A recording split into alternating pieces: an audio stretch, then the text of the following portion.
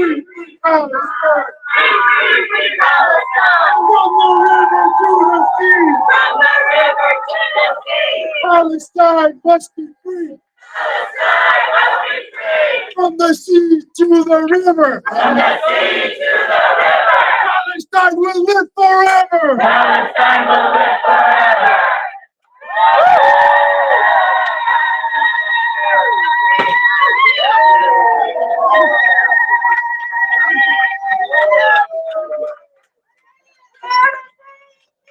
Say it loud and say it clear. Lord, you make us proud. Say it clear and say it loud. Say it clear and say it loud. Lord, you make us proud. Lord, you make us proud. Say it clear and say it loud. Say it clear and say it loud. Lord, you make us proud. From the river to the sea. Palestine will be free. From the sea to the river. Palestine will live forever. Free, free Palestine. Free, free, free Palestine. Free, free Palestine. Free, free, free Palestine. From the river to the sea. Palestine be free. From the sea to the river. Palestine will live forever.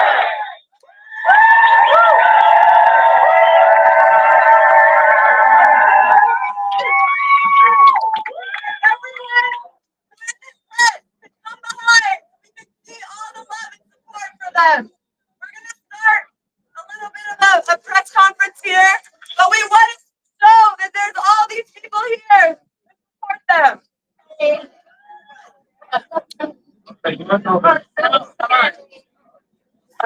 Maya's time, Maya.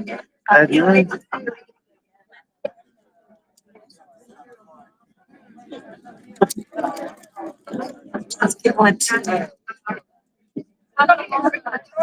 It's good to see you.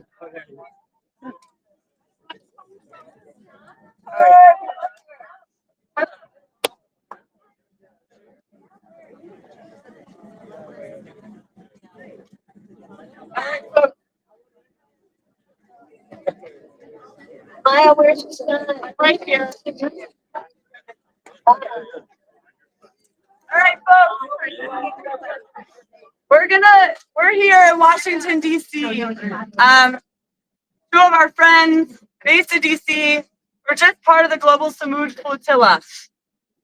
These two brave, courageous individuals were part of something that sent ripples across the world to free Palestine, to get aid into Gaza after 2 years of a genocide and forced starvation. So we have a series of folks who are going to talk. We know that our friends have just got off of the flight, but they want their stories and they want their mission to be heard across the world.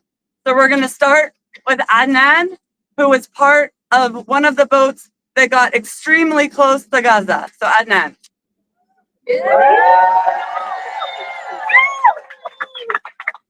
Hey everyone, as you all know, this flotilla was by far the largest attempt to break the siege and establish a humanitarian corridor into Gaza. We had 43 boats in the Sumud flotilla that arrived, more than all of the previous flotillas combined. We put extreme pressure on the occupation government. They had to go to extraordinary lengths to go try to stop us all. It took them more than 10 hours, I think maybe 12 hours to intercept us all, and they had to recruit all kinds of reservists to come in. They came in at night, cut our communications. They blasted us with water cannons. It was very, very heavy. The water cannons hit us for over an hour on my boat. It was like it threw some of us across the boat. It was like being punched in the back, in the head when those hit us.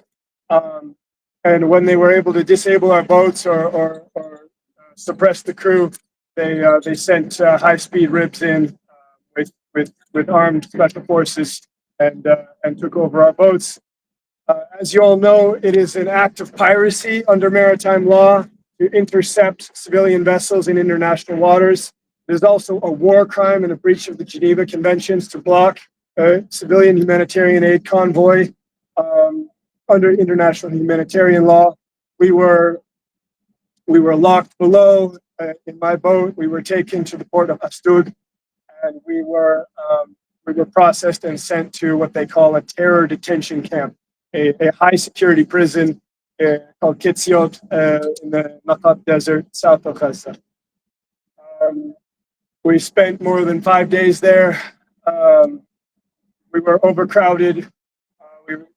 Folks with critical conditions were denied access to essential medicine.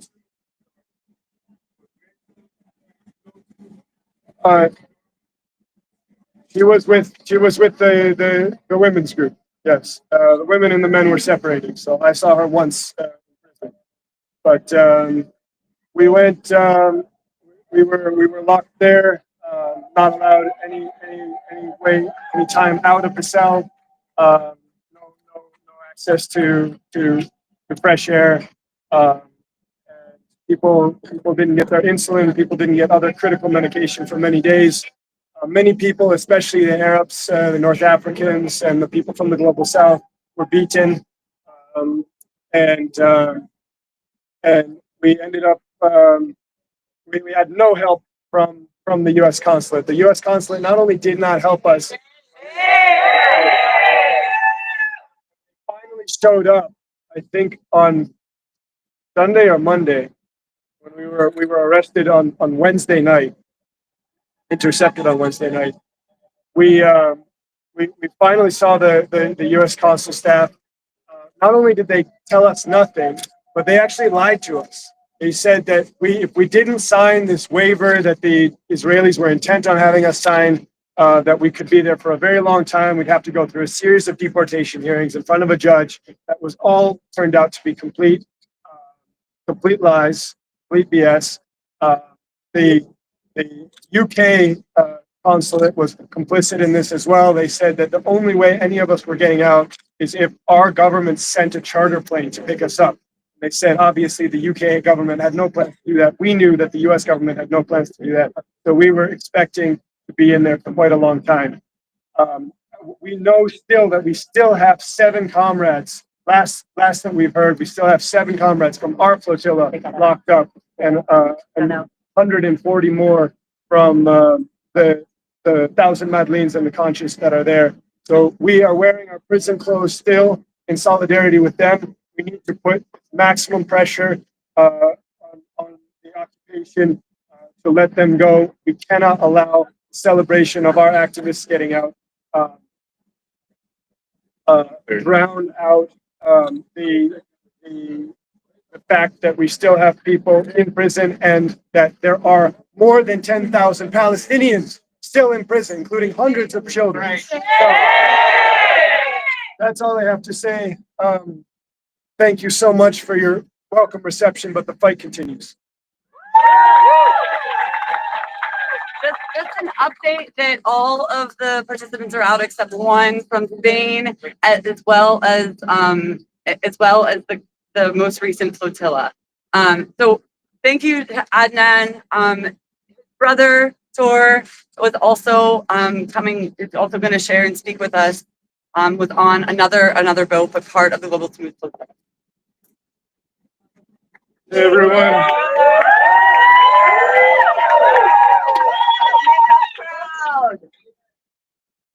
Thanks everyone for coming here. Adnaan said most of it, but what I want to focus on is are the actions of the Israelis and their police, their soldiers, and the government. When the Israelis intercepted us, we could tell very, very quickly when they abducted us illegally in international waters, when they committed the war crime of seizing and stealing humanitarian aid en route to a starving civilian population. They got on our boats.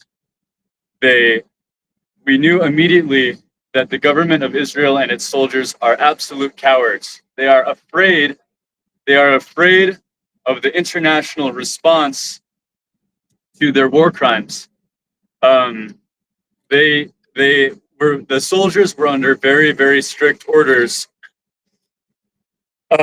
and very, very precise orders. They did not, to my knowledge, on my boat, hurt anyone because they were scared of an international backlash. They know that when they kill Palestinians, when they seize their land, when they take their homes, no governments, no large institutions respond sufficiently. They don't respond at all. They are complicit.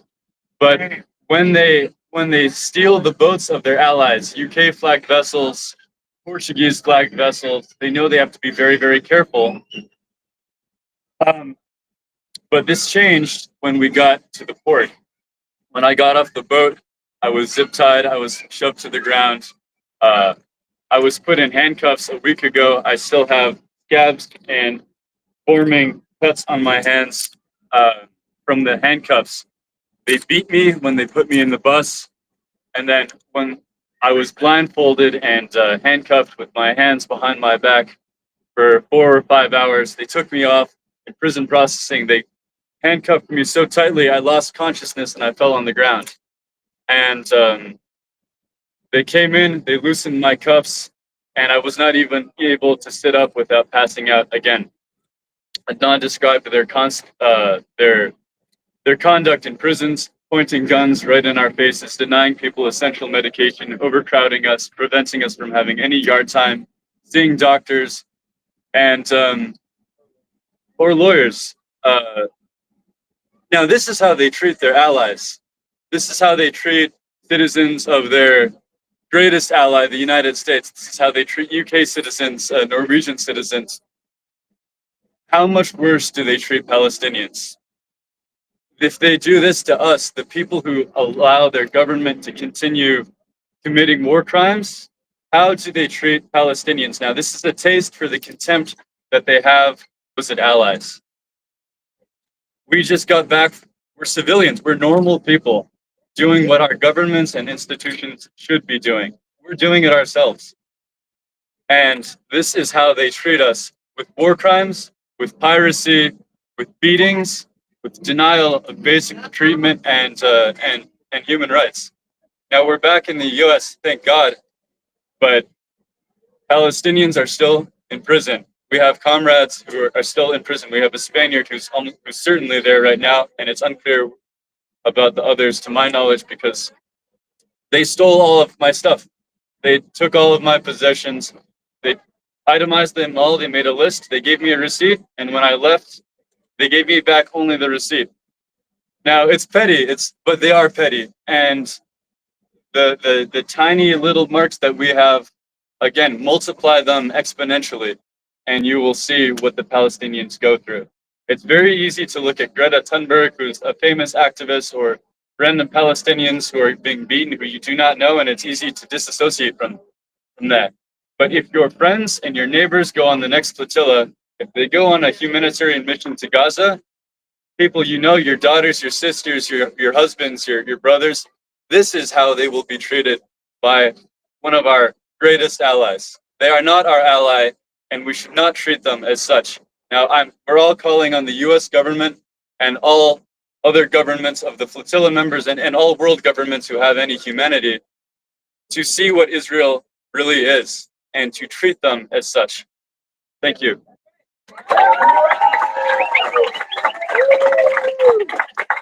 To hear these firsthand accounts make everyone empathize with the Sumud flotilla participants, but more importantly with Palestinians. The family members of participants have joined us in Washington, D.C. to meet with Congress, and they have been steadfast in their commitment to the liberation of Palestinian people, despite their family members, their loved ones, being held illegally by Israel. One of those people have been Tor and Adnaan's mom, Nadia. She's going to share her experience.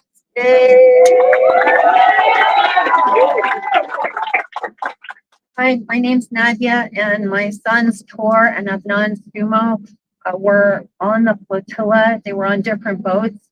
The biggest crime that Israel did in this experience with the flotilla was denying humanitarian aid, food, and medical supplies to desperate, starving people. Yay! That's a war crime. That's why this is an illegal blockade, because human beings, civilians, need help, deserve to get help. And Gazans have been receiving the goods that they need for their lives over the sea for hundreds, if not more than 1,000 years. So for Israel to block that and cause people to starve and die from mundane medical conditions is a crime, and a repeated crime. And that's really what we were going to Congress about. We were talking about our children being held in Israeli detention illegally, being kidnapped, their boats being taken, their boats being bombed. Israel bombed, and Netanyahu authorized the bombing of civilian boats in peaceful locations in Tunisia and Crete. Now, Europe did respond. They did send protective presence. And we all have to be protective presence in the United States for Palestinians by cutting off the money that we are sending. Our tax dollars are spending money that is supporting all these crimes. And so we are complicit. We are involved in war crimes. We are involved in the Holocaust of our day. So what we have to do to prevent other kids from going off and potentially being killed by Israel by trying to do the right thing is we have to organize U.S. citizens to stop the money flow. Stop funding Israel. That is the crux of the whole thing.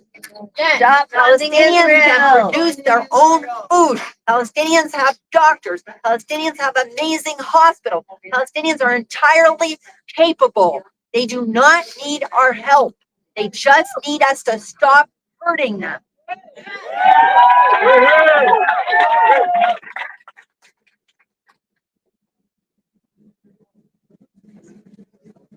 Adnaan, for summer. All right, so we know that there have been close to 500 folks on the global Sumud flotilla. There's an active flotilla happening right now, and there has been a lot of support to make these happen. Summer, who is going to speak a little bit more of that now. Hi guys, my name is Summer Mubarak. I'm a Palestinian American, and I was land crew for the global Sumud flotilla. We are overjoyed and relieved that Adnaan and Tor are back here at home. We thank all of you for coming out. It's been a crazy ride, but they were taken from international waters on a peaceful humanitarian mission, bringing aid, not weapons. They were bringing hope and not harm. So while all the U.S. citizens, thankfully, have been released, there are still some humanitarians that are still in Israeli prisons, and we are calling on those individuals who are abroad on peaceful civilian vessels, also carrying aid to a besieged and starving population. Their continued detention violates international law and the basic principles of humanitarian rights. We call for their immediate and unconditional release. As far as the global Sumud flotilla, they all have been released except for one, which is of Spanish descent, Reyes. And yes, Reyes Sevilla. And so we call on her release as soon as possible. We also call for accountability for the unlawful seizure of these civilian vessels and for the unlawful kidnapping of these peaceful humanitarians that were on these boats. Their only crime, as they were said to have had a crime that was carrying hope and aid to the world they were carrying aid to a world the world has abandoned them. Also, I'd like to point out that we need to remember the over 10,000 Palestinians that are still hostages in Israeli prisons. And I'd like to mention among them are children, especially there's a 16-year-old Mohammed Ibrahim. He is also a U.S. citizen, and the U.S. government has not done a thing to help his family. Free him. Yes. So the Global Sumud Flotilla has achieved what the governments refused to do, and it's exposed the world and the cruelty of the siege on Gaza. It's shown the courage of ordinary people who set sail to break that siege. Our boats were intercepted, yes. Our participants were detained, but our mission has not stopped. We sailed with food, medicine, and solidarity, and we returned with the truth. Gaza remains under an illegal blockade that denies over 2 million people the right to live in dignity. We will continue to build towards a humanitarian corridor to Gaza and expand global actions on land and water to keep the pressure alive. Yes. The boats may have been seized, but the movement is still sailing. I just want to add that if Congress allows Israel to break the law and bomb civilian boats, kidnap people, take their stuff, deny humanitarian aid to needy people, and commit a war crime, if they allow Israel to keep doing all of these impossibly numerous crimes, our world is going to suffer. We are going to suffer. So one of the things that Israelis sprayed onto the boats was skunk water.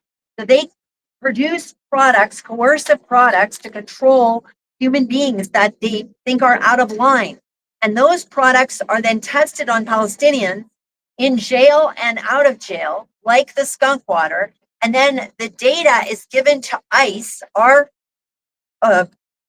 government, and then also to police departments in the United States. And then the products are sold to them, and they're used on Americans. Shame. So it is very important not to disregard the crazy, lawless, illegal behavior of Israel, because it will just get worse. Thank you for that, Nadia. To help ground us in this moment, to remind us that this isn't a movement, this is a movement that also the occupation has been going on for decades, and the resistance and the global outcry has as well, is Mohammed from the Palestinian Youth Movement, who has been critical in bringing people across the world together to uprise and to confront the current and historical situation in Palestine. So Mohammed from the Palestinian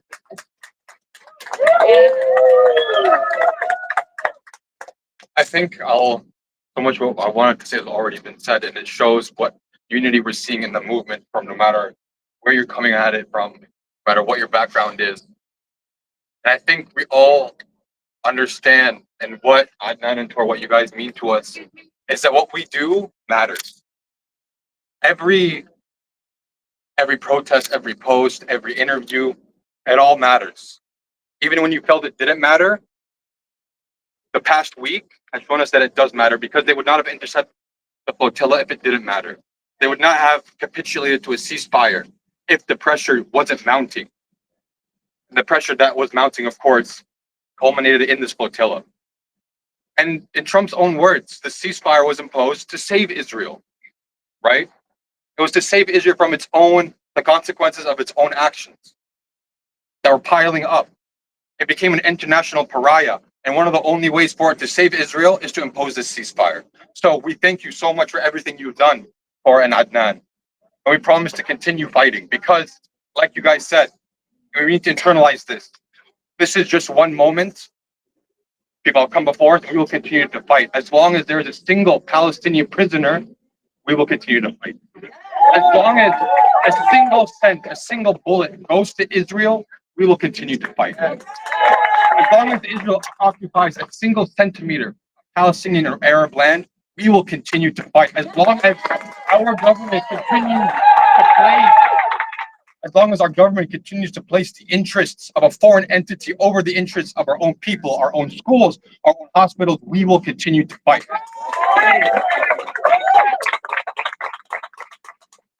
So let's take this moment in. Let's be inspired by what they've shown us. And let's continue fighting, because now more than ever, Gaza needs us. They are hoping we're going to forget about Gaza. We'll forget about the West Bank and Syria and Lebanon and Yemen, Iraq and Iran, and this endless war machine. Whether or not this succeeds in saving Israel is up to us. We can make that difference, whether or not this salvages Israel, whether or not it's able to rehabilitate its image and erase the monstrosities it's committed. That's up to us. It's up to me. It's up to each and every one of you. If this flotilla didn't make it, the next one will. If not that one, and the one after it, it will send boat after boat after boat. Just like we've been protesting day after day after day, undeterred, not by the threats, not by the censorship, not by the blackmail and their extortion and their bully, thug, mafia, gangster tactics they've employed. We will keep fighting until Palestine is free. So we have an arms embargo. And thank God they did not end up like so many American citizens before them, like Rachel Corrie, Hussein Abu Akleh.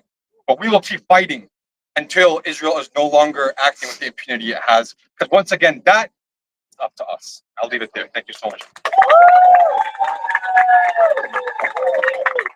Thank you, Mohammed. So we're here in Washington, D.C., the core, the belly of the beast, and we have an incredible community around us. We have many ways for people to take action. Join Code Pink in the halls of Congress to continue to confront the politicians and the war criminals who have the legacy of genocide and war across the world, the blood on their hands for that. There's way to take action in Congress. There's way to take action through boycott and divestment campaigns. There are ways to take action at the local level, whether it's city council or small businesses. There's ways to take action in the street for mass mobilizations on the weekends or at night. And there's a lot of other ways to take action. One of those people who has been leading us in Washington, D.C. and across the world with this flotilla and otherwise is Hazami. So I just want to first and foremost welcome you guys back with a beautiful free Palestine. It's beautifully left with. So yallah, let's Free Palestine! Free Palestine! Free Palestine! Free Palestine! Free Palestine! Free Palestine! And that has been our anchor. And I want to just kind of speak to the larger movement while you guys were sailing, and I will address you and also the media. While you guys were sailing, millions of people rose up in thousands of cities around the United States, shutting down major train stations, major institutions, major cities, and that is because you guys helped people understand that the pathway to justice for Palestine is not praying and tweeting. It is showing up with your body. It is showing up with your resources. It is showing up with your heart and your mind. And I wanted you guys to know that if you have not seen the beauty of what happened around the world while you guys were sailing, we shut it down for Palestine, and we are continuing to shut it down for Palestine. And I want to put some context here that I think is very important for us in this moment. As we stand here, some are alluded to or noted the over 10,000 Palestinian prisoners. Let us be very clear. These are not prisoners, these are hostages. Over 3,600 of these people are held without charges in Israeli detention centers. Language matters. They are not prisoners, they are hostages. And bring them home now. As we stand here today also, let's not forget that there are over 50,000 Palestinian children that have become orphaned. There are over 800,000 women that are menstruating without access to healthcare or sanitation or any type of feminine hygiene product. We heard yesterday during our press conference with some of the US delegates that had returned home yesterday that one of the comrades was left to literally bleed out on the floor in her prison cell, refused or denied access to sanitation products. And when she repeatedly asked them for sanitation products, they mocked her and told her to bleed more. This was an international delegate that was part of the flotilla.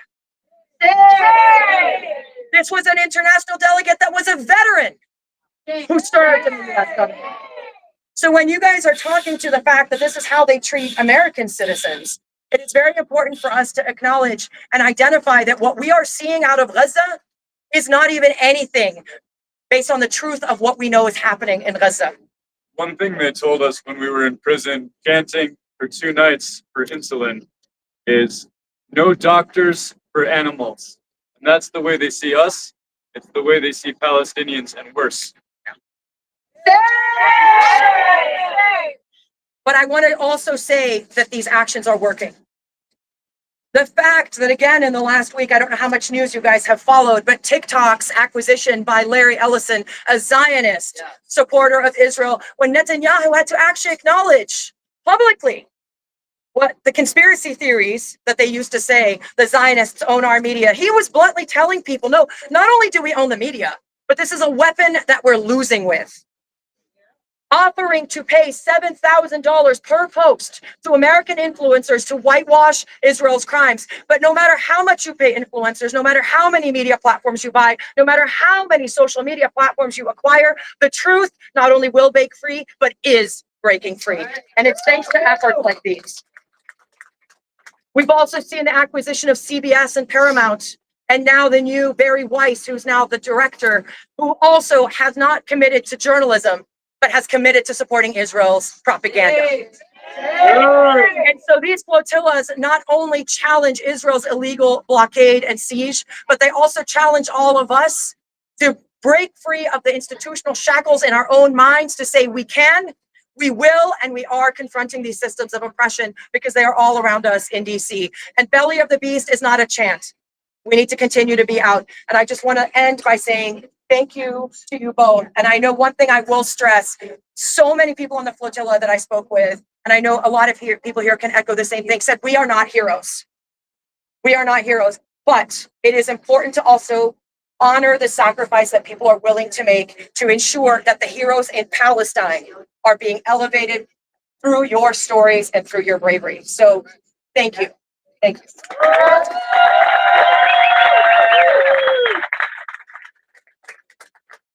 If folks have questions, we'll take a couple.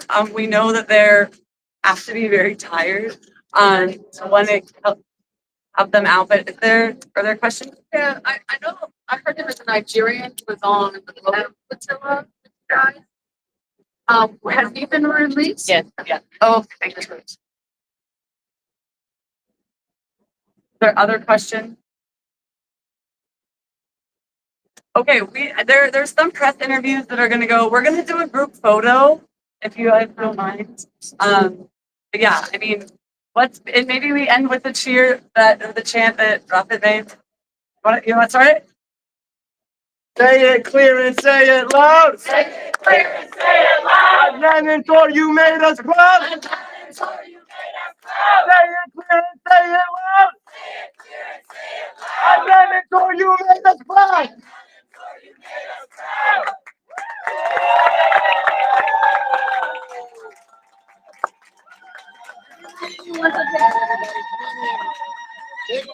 Everyone behind you. Yeah. That one in there. Maya, that's coming. You want me to take the photo? Let's go down then. Do you have your phone? Oh, sorry. Never mind. I'll take them with this. I'll text you later.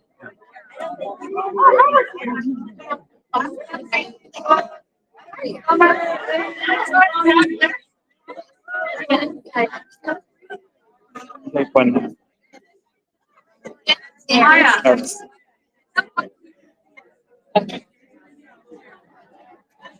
That one.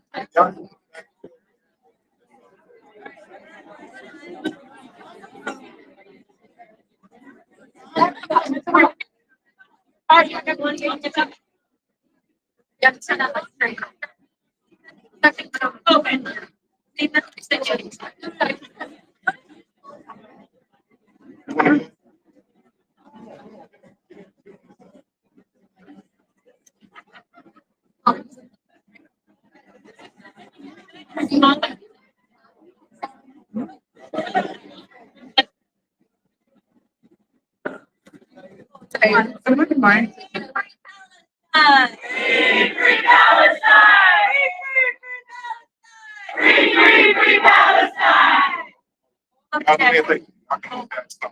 Get everybody to check it.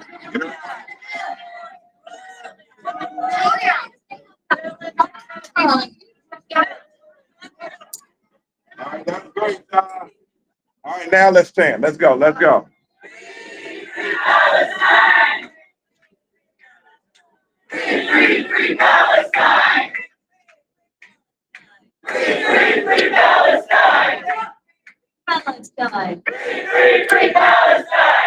Stay there.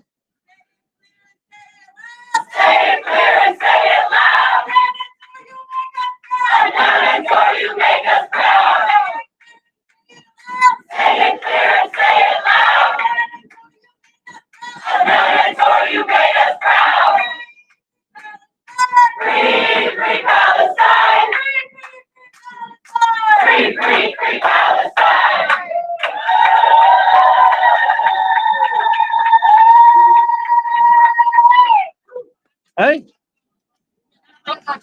Good to see you.